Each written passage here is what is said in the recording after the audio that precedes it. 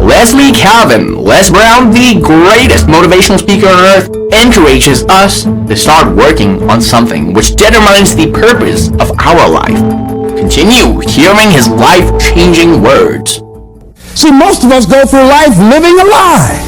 The Platters had a song, "Oh yes, I'm the great pretender." What a beautiful voice. Oh, don't faint. It's okay. It's all right. It's all right. Whew. Now I hit that note, it just gives me a chill. But anyhow, that many of us go through life being great pretenders. We should get an Academy Award.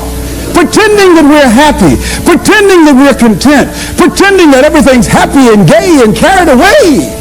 And that's not the way that it is. Going through life feeling that we can't do anything about our situation. So here's what I think that we can begin to do. To live our dreams. To begin to let life take on some new meaning for us, some new power and some new value. Is to begin to look for the daisies in your life right now where you are. Regardless of what's happening to you, regardless of what's going on with you, begin to look for some beauty in it. Begin to look for some lessons that you can learn from where you are and what you're going through. Now, see, I think that when you decide to take a leap and you handle the challenges that you're facing, read something about fear. That's one of the things that keeps us from beginning to live life. Here's what happened. This guy John Rogers wrote that. He said, when people take the courage to journey into the center of their fear, they find nothing. It is only many layers of fear being afraid of itself. And Eleanor Roosevelt said, you gain strength, courage, and confidence by every experience in which you really stop to look fear in the face. You're able to say to yourself, I've lived through this horror. I can take the next thing that comes along. You must do the thing you cannot do. See, that's what the volcano is. It is the thing that we cannot do. And because it is that, we must do that. Once fear is acted upon, the death of fear is certain.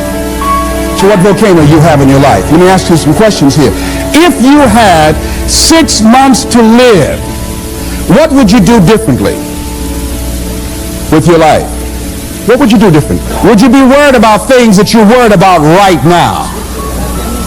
Would you have the same relationships? Would you have the same people in your life?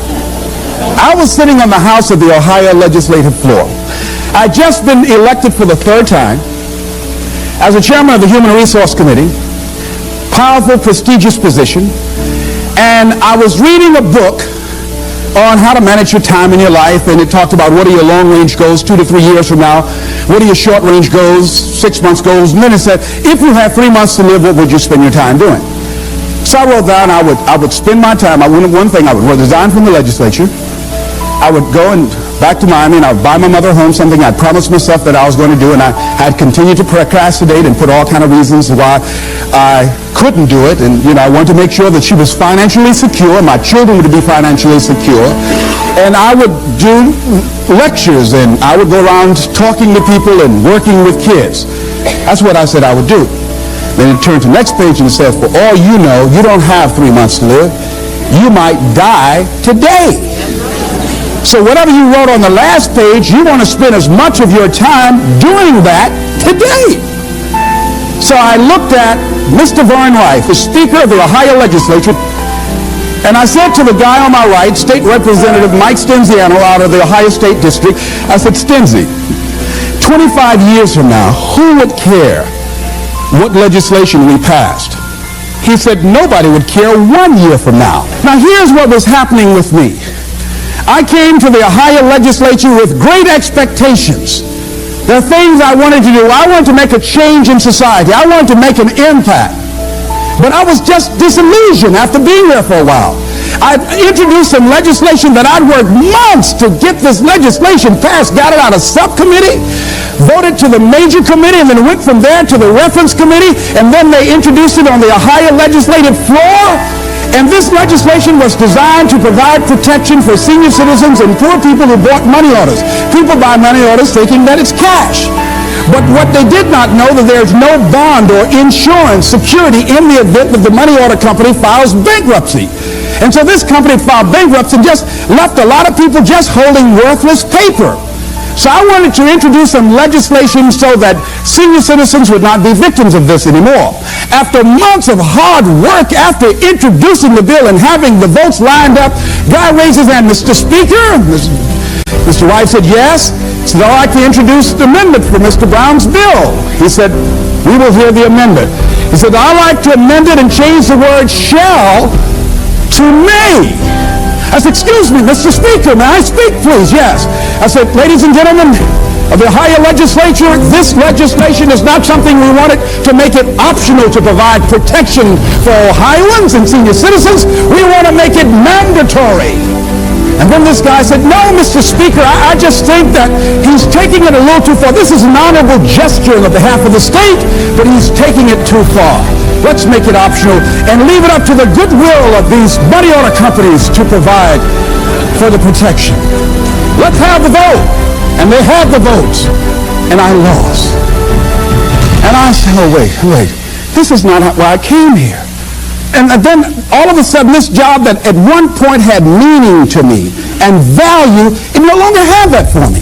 And all of us have had some experiences where you went to a job and you were excited about that job. Boy, it had so much promise, and then you got there, so much you wanted to do. You thought it was an opportunity for upward mobility and growth and development and expansion. And all of a sudden, after you got there, you found out it was nothing but a glorified cubbyhole. Old grave with no dirt on it. So it became very depressing going to work. And a lot of us have done that before. I used to get my headache start throbbing on Sunday afternoon after the Sunday afternoon football game, the basketball game. I just hated to go to work. Some days I just drive by just for nothing, just drive on by. I came back, though. Many of us stay in relationships like that. I had a friend talking to, she said she was so miserable in her marriage that one day she went home. I said, when did you get your divorce number? She said, Les. She said, I went home, put the key in the door, and she said, I couldn't go in. She said, I was so depressed, had so much pain in my body. She said, I couldn't just walk in. She said, I dropped to my knees. She said, I had to crawl in. I had to crawl in the house because I just couldn't. She said, I knew then I had to get a divorce. So what can we do? Well, here's what we can do. Wherever you are, decide that you're going to focus your time. I lost my job in broadcasting, and it was a major blow to me because broadcasting was all that I had. That's all that I knew. I've been doing that for like 15 or 20 years, and that was my specialty. But because I was so controversial and couldn't keep my mouth closed, I lost my job. You know, and so it was a depressing time for me, and I could not find a job immediately. No one would hire me locally, and because I was good, and I would send off my audition tapes to other radio stations, program directors would hear it, and they wouldn't bring me in. I was a seasoned veteran. So you have that experience. If you're real good, many people will perceive you as a threat, and they won't hire you because they want somebody that they can control, and they don't want anybody in there that's going to outshine them. See, sometimes being good can be a liability to you. Am I right? Sometimes women have to scale down their ambitions and drive and what they can do in deference to men's egos. So what I did was, in the meantime and in between time, I started focusing on my flowers. I got into flowers. See, they say when I was a kid that an idle mind is a devil's workshop. That's true. See, if you don't have anything on your mind, you know your mind can play all kinds of tricks on you, though. See, when I wasn't busy, sometimes I wanted to call Bert Charles. I said, Bert, can I get my job back? My mind was saying, well, if all you had to do is just keep your mouth shut. Now you're unemployed. Running your mouth. Walk, walk, walk, walk, walk, walk, walk, walk. Why don't you just shut up? They told you to shut up. Man told you you're going to get fired.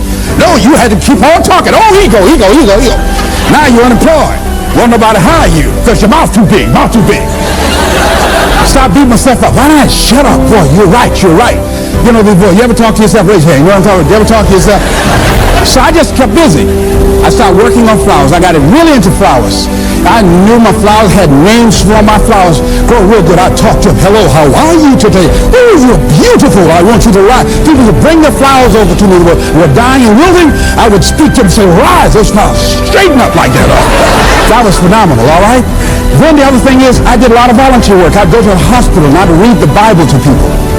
And I would go to friends whose parents perhaps were ill or facing a challenge, and I'd talk to them.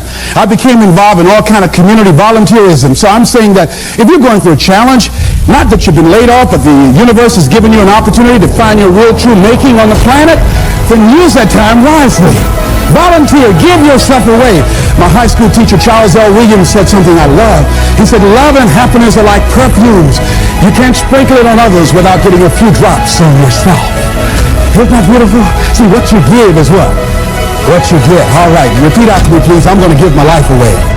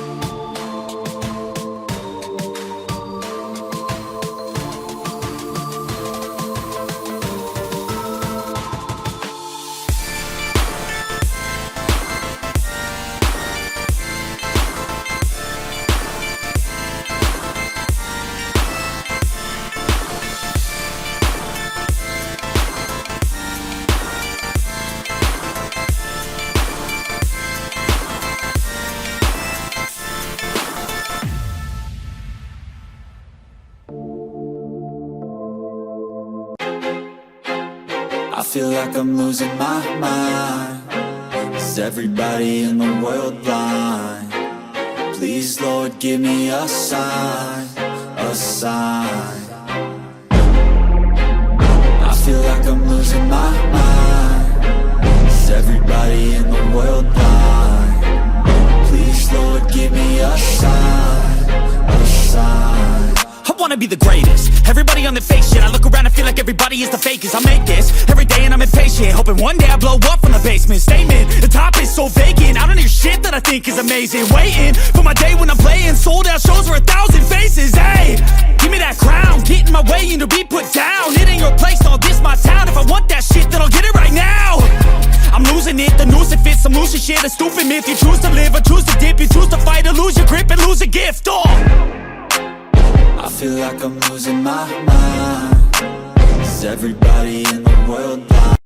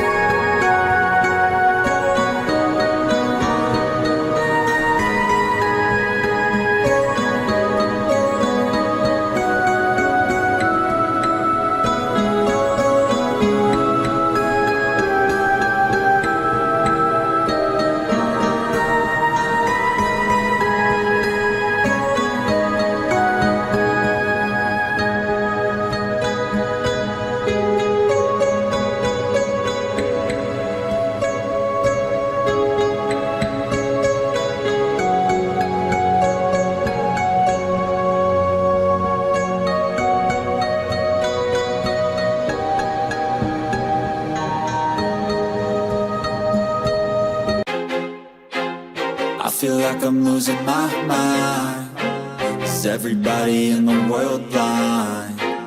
Please, Lord, give me a sign, a sign.